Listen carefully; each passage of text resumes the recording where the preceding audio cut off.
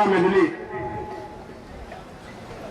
ఉగ్గారం సర్పంచ్గా ఉన్నటువంటి సత్యనారాయణరావు గారి యొక్క కుటుంబ సభ్యులు ఈ వర్ధంతి సందర్భంగా ఈ యొక్క కార్యక్రమాన్ని నిర్వహిస్తూ ఇక్కడ ఈ విగ్రహావిష్కరణ శ్రీపతిరావు గారి సంస్మరణ సభ జరిపిన అభినందని కుటుంబానికి వారి కుటుంబాన్ని అభినందిస్తూ ఈ యొక్క కార్యక్రమానికి ముఖ్య అతిథిగా ఇచ్చేసినటువంటి మంత్రి నియోజకవర్గ ఇప్పుడు అందరూ వక్తలు చెప్తా ఉంటారు,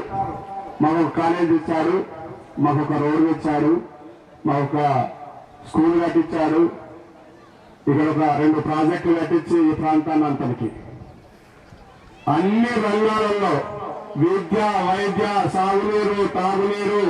అభివృద్ధి కార్యక్రమాలు ఎన్నైతే ఉన్నాయో అన్నింటి లోపల కూడా ఈ 3 పర్యాయ ఎన్నికల్లో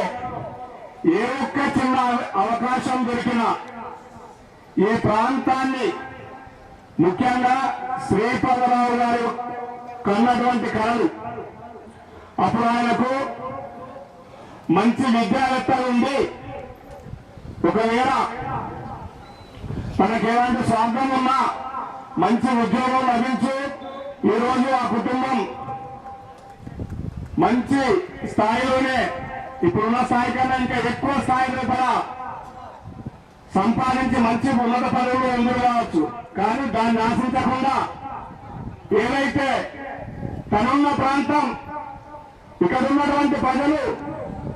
చాలా వెనుకబడి కనీసం నడిచినందుకు రోడ్లు లేక ఒక ఊరు నుంచి ఒక ఊరికి సౌకర్యం లేనటువంటి పరిస్థితుల్లో దీనంగా ఉన్నారు.